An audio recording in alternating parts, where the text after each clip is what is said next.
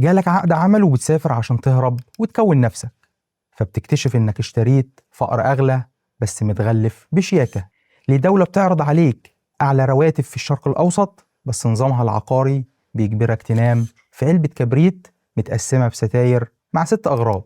وإزاي أكبر اقتصاد بيتبني من جديد في السعودية متصمم إنه يشفط سيولتك النقدية بضرايب صامتة وفخاخ استهلاك قبل حتى ما تقبض. وهل الدينار الكويتي اللي بيوزن ذهب يستاهل إنك تحرق شبابك وأعصابك وانت حاطط إيدك على قلبك ومستني قرار ترحيلك بكرة الصبح؟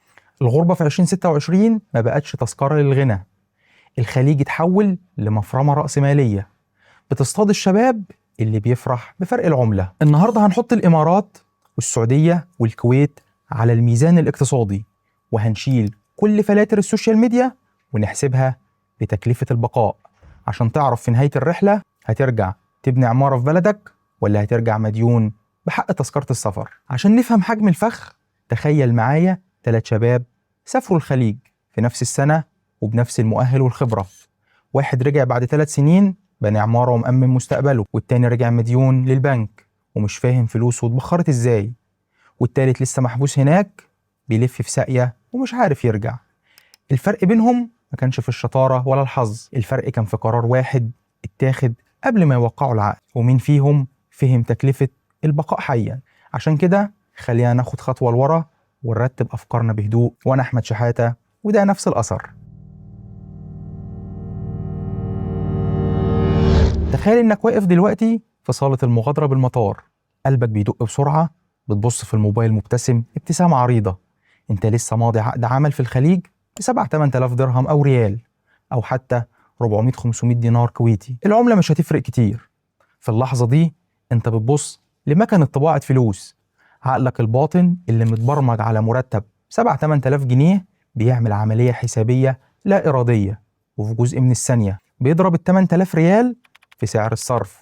الرقم بيضرب في وشك زي الفلاش، 100,000 جنيه في الشهر. على طول كيمياء دماغك بتتغير، بتحس ان انت بقيت حوت من حيتان الاقتصاد. بتبدأ تبني امبراطوريتك الوهمية وانت لسه على بوابة الطيارة. اول 6 شهور هسدد ديوني، تاني سنة هجيب عربية زيرو، تالت سنة هشتري شقة في كومباوند وهنزل بلدي باشا. بتركب الطيارة وانت مقتنع ان الخليج عبارة عن خزنة مفتوحة وانت رايح تغرف منها وترجع بلدك. لكن بمجرد ما رجلك تنزل الأرض ال100,000 جنيه اتبخروا في الهوا وبيرجعوا لأصلهم الحقيقي والأوحد، مجرد 8000 وحدة ورقية محلية. قيمتهم الحقيقية ما بقتش تتوزن جوه البنك المركزي لبلدك، قيمتهم بقت تتوزن بتكلفة بقائك على قيد الحياة في الشارع اللي هتمشي فيه هناك. وفي علم الاقتصاد السلوكي الفخ ده ليه اسم علمي دقيق جدا، الوهم النقدي، والمصطلح ده صاغه عالم الاقتصاد إيفرنينج فيشر عشان يشرح ازاي عقلك بيتعمي عن القوة الشرائية الحقيقية للفلوس وبينبهر بس بجمال الرقم الكبير المكتوب على الورق. الفخ ده بيفهمك انك غني جدا على الورق، بس بيخليك حرفيا على الحديدة في أرض الواقع. عشان كده أكبر غلطة ممكن تعملها إنك تاخد قرار سفرك بناء على نصيحة خالك أو جارك اللي متغرب من 15-20 سنة. الخليج بتاع زمان غير خليج النهاردة تماما. وعلى فكرة احنا كنا عملنا حلقة كاملة ازاي الخليج اتغير عن زمان والوظائف اللي اتقفلت والفرص الجديدة اللي اتفتحت، هتلاقيها ظهرت لك دلوقتي في الآي اللي فوق، أنصحك تشوفها بعد الحلقة. تكلفة المعيشة يا صديقي انفجرت، قوانين التوظيف اتغيرت والفرص اتبدلت. اللي كان بيعمل ثروة زمان بنفس العقلية اللي انت مسافر بيها ممكن يلبسك انت في حيطة النهاردة احنا هنعيش رحلة الغربة من أول ليلة بتنام فيها هناك، هندخل السعودية والإمارات والكويت لحد اللحظة اللي بتقرر فيها ترجع بلدك. في الأول خالص يا صديقي، أول ما بتوصل وتنزل على أرض الواقع وتصطدم بأول وحش في لعبة الغربة، معركة السرير أو ضريبة البنية التحتية. أنت شاب مطحون، هدفك الأكبر توفر كل قرش عشان تبعته لبلدك. لو طيارتك نزلت في دبي أنت بتكتشف فورا أن الإيجارات هناك مش متصممة عشان تستوعب شريحة ال7-8 آلاف درهم. لغة الأرقام بتقول إن دبي تصدرت رسميا ترتيب أغلى المدن العربية في تكلفة المعيشة لعام 2025، لدرجة إن متوسط الإيجارات فيها بقى يوصل لضعف أسعار الرياض لنفس مساحة الشقة. في العرف الاقتصادي العالمي السكن المفروض ما يتخطاش 25% من دخلك، لكن في دبي لو بتقبض مثلا 8000 درهم وحبيت تأجر استوديو مستقل في منطقة متوسطة هتلاقيه بياكل حوالي 50% من مرتبك، تقريبا 4000 درهم. عشان كده انت بتنجبر تدخل مفرمة الشيرنج، لأن البديل هو إن انت تشتغل عشان تدفع لصاحب العمارة. بتلاقي نفسك بتدفع متوسط من 1000 ل 2000 درهم. عشان إيه؟ عشان مجرد مرتبة سفنج محطوطة على سرير دورين في أوضة متقسمة بستاير بينك وبين 6 شباب تانيين. انت بتصحى على صوت منبه زميلك، بتشم ريحة أكل من كل ركن، بتقف في طابور عشان تدخل الحمام الصبح. بالورقة والقلم انت في الإمارات بتدفع ضريبة البنية التحتية العالمية والتطور من آدميتك وخصوصيتك. طب لو نزلت في الرياض المعادلة بتتغير، بس بتلبس وش تاني. الإيجارات في السعودية غليت جدا وانفجرت بسبب الكثافة، بس ال 8000 ريال انت لسه عندك رفاهية الخصوصية النسبية. ممكن تأجر مع زميل أو 2 شقة محترمة ويكون لك غرفتك الخاصة المقفول عليك. بس الصدمة الاقتصادية هنا في فخ التأسيس. الشقة محتاج تجيب لها الأساسيات: الفرش، تكييف، غسالة، بوتاجاز، سرير، وكمان فخ الدفع المقدم. انت كشاب مطحون هتدور على سكن عزاب مفروش يلمك، بس النظام العقاري هناك هيجبرك تدفع الإيجار كل 6 شهور أو سنة مقدم حتة واحدة، ضيف عليهم عمولة المكتب أو السعي والتأمين، وده اللي بيخليك تبدأ رحلتك مديون تستلف من زمايلك. وهنا لو حسبناها بحسبة التكلفة مقابل العائد لشاب هدفه الوحيد توفير الكاش الصافي، الكويت هي المعادلة الاقتصادية الأذكى. السكن المشترك للشباب رخيص جدا، انت بتدفع 50-60 دينار، يعني نسبة قليلة قوي، أقل من 15% من دخلك. العمارات قديمة والزحمة شديدة، أنا معاك، بس الحسبة المالية بتقول إن دي أرخص نقطة انطلاق بتسيب في جيبك سيولة كاش. خلصت من كابوس الإيجار ولقيت سرير تنام عليه، ننزل بقى الشارع وننصدم بوحش الإنفاق اليومي والكلبشات الذهبية. الشاب من دول بيسافر وهو مقتنع إنه بيبدأ من الصفر، بس الحقيقة المرة اللي محدش بيعترف بيها إنك بتبدأ يا صديقي من تحت الصفر. أنت أصلا مسافر مديون، أنت استلفت ثمن التأشيرة وتذكرة الطيران ومصاريف الكشف الطبي، وأول ما بتوصل مطالب إن أنت تسدد الديون دي على طول. البنوك هناك بتشم ريحة الموظف الجديد.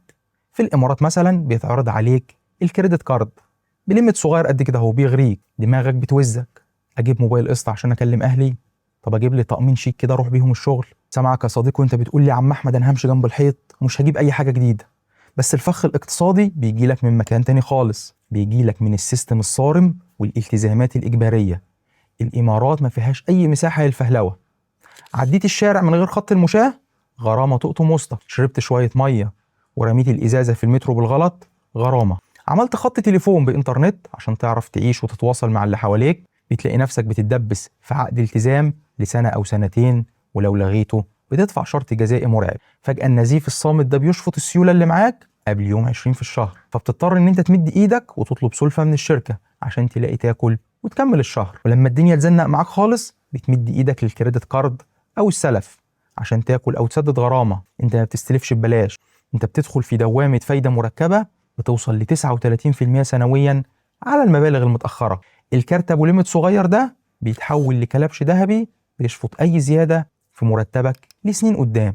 انت هنا يا صديقي ما بقتش موظف، انت بقيت رهينة مالية. مديرك في الشغل بيضغط عليك، بيشغلك من 10 ل 12 ساعة وانت مش قادر تفتح بقك او حتى تستقيل، لانك لو استقلت مفيش فلوس تسدد بها قسط البنك، ولو فكرت تنزل بلدك هتنزل مديون وممنوع من السفر. وهنا بنوصل للسر الحقيقي اللي بيفرق بين اللي بيرجع من الامارات بفلوس واللي بيرجع صفر. السر مش في الرقم المكتوب في العقد، السر في حاجة اسمها باقة التوظيف. لو شركتك مش موفرة لك سكن وتأمين وبدل مواصلات في العقد من قبل ما تسافر، فانت حرفيا بتدفع ضريبة تشغيلك من لحمك الحي. ده غير انك بتنزل سوق بيستقطب كفاءات من كل العالم، يعني لو مهاراتك مش استثنائية هتتفرم في المنافسة. في السعودية الوحش ده ما بيلبسش بدلة بنك، بيلبس عباية الاستقطاع الصامت. مدن السعودية ما بتعترفش بالمشاة، لازم تركب، فهتشتري عربية قسط حتى لو مستعملة وهتدفع بنزين وتأمين. بس الاستنزاف الحقيقي بيجي من ضريبة القيمة المضافة، 15% بتنضاف إجباريا على أي حركة فلوس بتعملها، من أول فاتورة السوبر ماركت لكوباية القهوة لاشتراك الإنترنت لحتى تغيير زيت العربية. انت فاكر ان ال 15% ضريبة القيمة المضافة دي مجرد فكة على كوباية القهوة. بحسبة اقتصادية بسيطة، ال 15% اللي بتدفعها إجباريا على كل استهلاكك اليومي معناها ان انت بتشتغل حوالي 45 يوم في السنة يعني شهر ونص من عمرك الوظيفي سنويا رايحين بس عشان تسدد ضريبة استهلاكك في صمت وانت مش حاسس. ده غير ان السعودية ما بترحمش في الاستقطاع الصامت. لو فكرت تجيب أسرتك معاك انت بتدفع رسوم مرافقين 400 ريال شهريا عن كل فرد. يعني لو أسرتك 3-4 أفراد انت بتدفع إيجار شقة تانية للحكومة قبل ما تاكل أو تشرب. ورغم كل الاستنزاف ده السعودية فيها ميزة اقتصادية ونفسية مش كتير بيقولك عليها. الحياة هناك أهدى وما فيهاش ضغط المجتمع ونمط الحياة الاستهلاكي بتاع دبي اللي بيجبرك تصرف عشان تواكب المظاهر. هتلاقي دايما ان التركيز الأكبر بيكون على الشغل والتوفير، بس الميزة دي سلاح ذو حدين. لازم تدخل بخطة واضحة انت هتقعد كام سنة وهتحوش كام. إياك تسافر بمبدأ أنا هروح أشوف الدنيا فيها إيه، لأن هشوف دي هي اللي بترجعك زيرو. في وسط كل ده الكويت بتقدم لك معادلة اقتصادية اسمها الجمعيات التعاونية. الجمعيات التعاونية في الكويت مش مجرد سوبر ماركت، دي درع اقتصادي بيخلي تكلفة سلة أكلك وشربك الأساسية أرخص 30-40% مقارنة بنفس السلعة في دبي أو الرياض.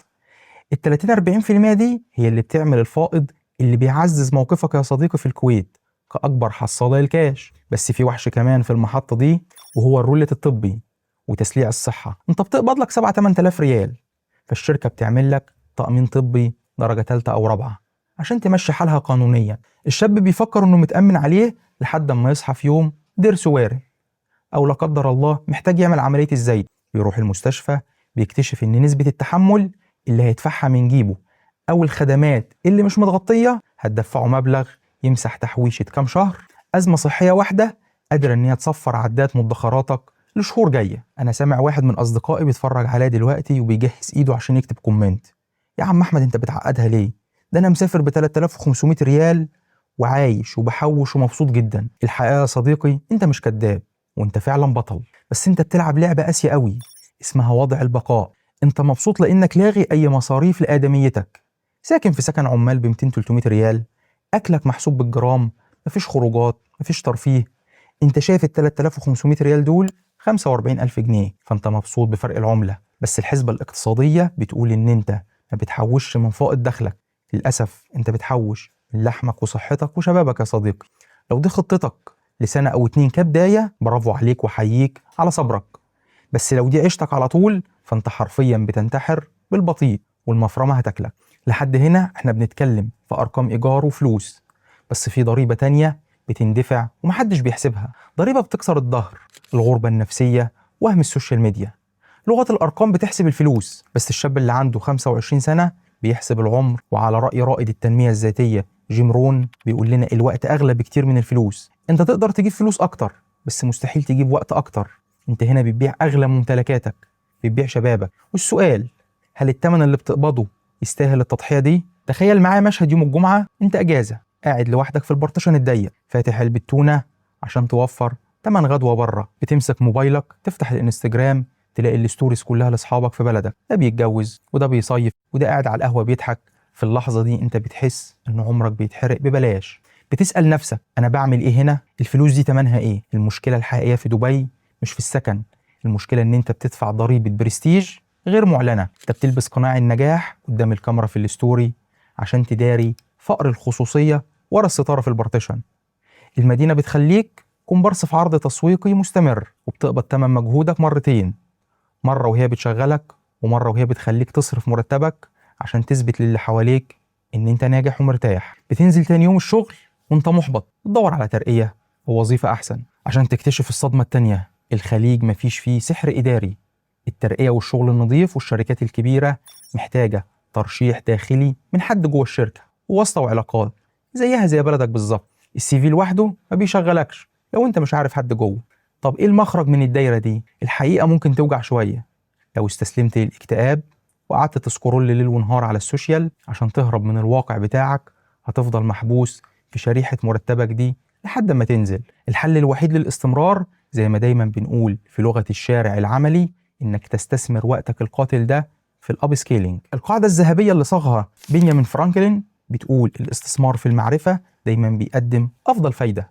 في الغربة مهاراتك هي الضمان الوحيد ليك مش عقد العمل، لانك لو رفعت قيمتك العلمية السوق هو اللي هيجري وراك مش انت اللي هتجري وراه. اقفل السوشيال ميديا يا صديقي، افتح كورس اتعلم انجليزي بجد، مش انجليزي مدارس، ادرس تحليل بيانات، انزل احضر ايفنتات، اعمل شبكة علاقات قوية. عشان تخرج من الفخ ده لازم ترفع قيمتك انت، مش تستنى المرتب هو اللي يزيد. طيب عديت من كل ده واستقريت واتعلمت ازاي توفر وتبعت فلوس، تفتكر ان انت كده ارتحت وبقيت في امان؟ في الخليج مفيش حاجة اسمها امان وظيفي، انت بتدخل في مفرمة الاقامة وحسابات المستقبل. في الكويت مثلا الامان الوظيفي تحت الصفر، يكاد يكون منعدم. سيف التكويت شغال وما بيرحمش. انا عارف ان انت بتبتسم دلوقتي يا صديقي وبتقول لنفسك انا مالي ومال قوانين الترحيل، انا هسافر ل4 5 سنين الم كاش واخلع. بس انت ناسي ان انا في 2026 والسيستم هناك ما بقاش يوزع هدايا ولا بيسيبك تخطط براحتك. لغة الارقام الرسمية مرعبة. خطة التكويت اللي بدأت بإنهاء خدمات 14,000 وافد بضربة واحدة في القطاع الحكومي زحفت دلوقتي للقطاع الخاص بشراسة. التوجه الحقيقي بيستهدف تعديل التركيبة السكانية عشان الوافدين ما يتخطوش نسبة 30% من إجمالي السكان. أنت متخيل الحسبة؟ يعني بالبلدي كده من كل 10 وافدين في 7 الكراسي بتاعتهم متهزم ومستنين دورهم في الإحلال.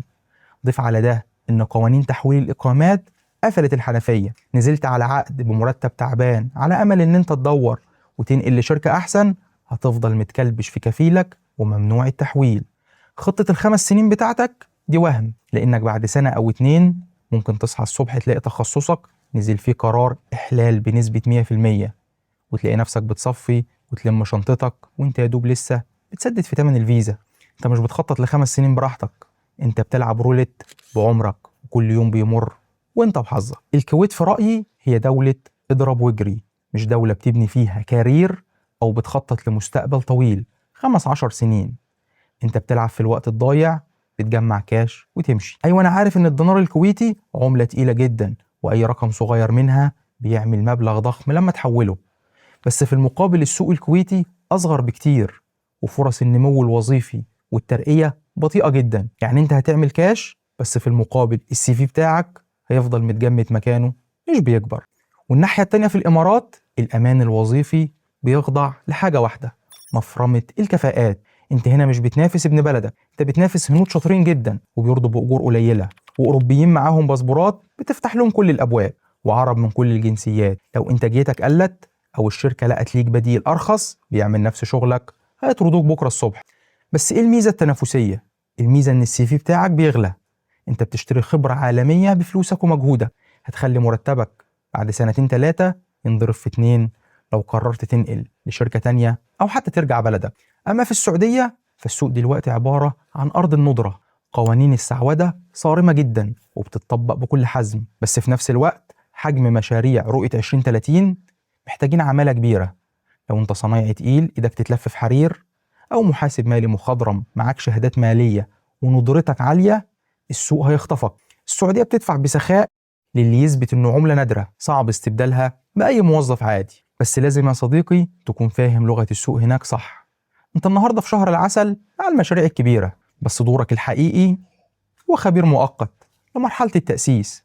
السعودية بتشتري منك النهاردة نقل المعرفة، والحقيقة اللي بتوجع إنك كل ما بتنجح في تدريب الفريق اللي تحتك كل ما بتقرب خطوة من لحظة إنهاء صلاحية عقدك. السيستم بيحب شطارتك بس بيجهز البديل اللي هياخد مكانك بكرة. دلوقتي يا صديقي وصلنا للضربة القاضية، الفخ المرعب اللي بيخلي الناس تلف في ساقية ملهاش نهاية، التضخم العقاري ووهم التحويلات. خلينا نفترض السيناريو المثالي، انت بطل خارق، دست على مشاعرك واستحملت الشيرنج والذل وقهرت كل وحوش الإنفاق، ونجحت إن أنت توفر وتبعت لبلدك مبلغ محترم كل شهر بانتظام. قعدت على الوضعية ديت 4-5 سنين، أسرتك كانت بتحط لك الفلوس دي في البنك وجمعت حوالي 600-700 ألف جنيه، رقم عظيم صح كده؟ تمام. بتقول لنفسك كفاية وبتاخد شنطتك وبترجع بلدك وانت فارد طولك عشان تشتري الشقة اللي كنت بتحلم بيها وقت ما سافرت، وكمان تتجوز. تدخل مكتب العقارات بتكتشف الكارثة، في ال4-5 سنين دول الشقة اللي كان تمنها إكس نطت ل2 و3 إكس. يعني العقارات انضربت في 200 و300% تضخم. وكنا عملنا كذا حلقة اتكلمنا فيها عن العقارات والاستثمارات، ممكن تشوفهم على القناة. إيه اللي حصل؟ اللي حصل إن التضخم في بلدك فرم تحويشتك كلها ورجعت أفقر من اليوم اللي ركبت فيه الطيارة. انت كنت بتبعت الفلوس وتخليها كاش، والقوة الشرائية للكاش بتنهار قدام تضخم الأصول والعقارات. انت دفعت سنين من عمرك وحرمت نفسك من كل مباهج الحياة عشان ترجع تلاقي نفسك أفقر من الأول، أو ما حققتش اللي كنت بتحلم فيه. الفلوس اللي شقيت فيها هناك خسرت كتير من قيمتها. الخلاصة الاقتصادية اللي لازم تنطبع في دماغك: الغربة ملهاش أي 30 لازمة لو انت بتحوش كاش وبتسيبه كاش.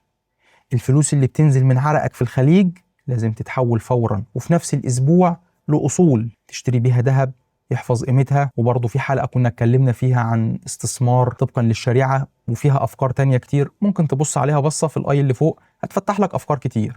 أو حتى إن أنت تدفع مقدم لشقة أو أي صورة من صور الاستثمار اللي تعجبك. لو ما عملتش كده يا صديقي أنت بتجري في ساقية على الفاضي. الخبير المالي روبرت كيوساكي لخص اللعبة دي كلها في قاعدة ذهبية: العبرة ليست بمقدار المال الذي تجنيه، بل بمقدار المال الذي تحتفظ به وبمدى قوة عمل هذا المال من أجلك. لو فلوس الغربة فضلت كاش فهي بتهرب منك، لكن لو اتحولت لأصول فهي اللي هتصرف عليك وعلى أهلك لسنين كتير جاية قدام. نختم يا صديقي بحسبة المكسب والخسارة. مفيش دولة أحسن من دولة في المطلق. في دولة بتناسب مصلحتك والمرحلة اللي انت فيها دلوقتي. عايز سيولة نقدية كاش في أسرع وقت، هدفك ان انت تيجي في بلدك تفتح مشروع من كام سنة شغل وقادر تستحمل قلة الخصوصية وانعدام الأمان الوظيفي، خطتك هي الكويت. عايز تبني CV محترم عالمي وتتعلم الانضباط والاحترافية يخلوا قيمتك في السوق تتضاعف، ومجالك تكنولوجيا، برمجة، بنوك، محاسبة، تسويق، وتقدر تستحمل مفرمة الإيجار والمنافسة، خطتك هي الإمارات. صنايعي شاطر جدا أو خبير في تخصصك زي المقاولات، الهندسة، إدارة المشاريع الضخمة، أو دكتور وعايز سوق عطشان يدفع لك أرقام خيالية مقابل ندرتك وتستحمل قوانين التوطين، خطتك هي السعودية. الغربة مش تذكرة يا نصيب، الغربة إدارة أزمات. اللي بيكسب فيها مش اللي بيقبض أكتر، اللي بيكسب هو اللي بيفهم سيستم المفرمة شغال إزاي وبيعرف يحسب تكلفة الفرصة البديلة لكل قرار بياخده. ودلوقتي جدوركم السؤال اللي محتاجين نجاوب عليه بصراحة: هل الدولة اللي انت مسافر فيها دلوقتي حققت لك أحلامك ولا الواقع مختلف؟ وإيه الضريبة الخفية اللي بتدفعها دلوقتي ومش مكتوبة في العقد؟ ويا ريت اللي مسافرين يشاركونا تجاربهم من أرض الواقع، وتعليقاتكم هتابعها بنفسي لأن مؤمن إن النقاش هو اللي بيصنع الوعي. متنساش تشوف كل الحلقات اللي فاتتك وتفعل الجرس عشان يوصلك كل جديد. أشوفكم على خير في حلقة جديدة.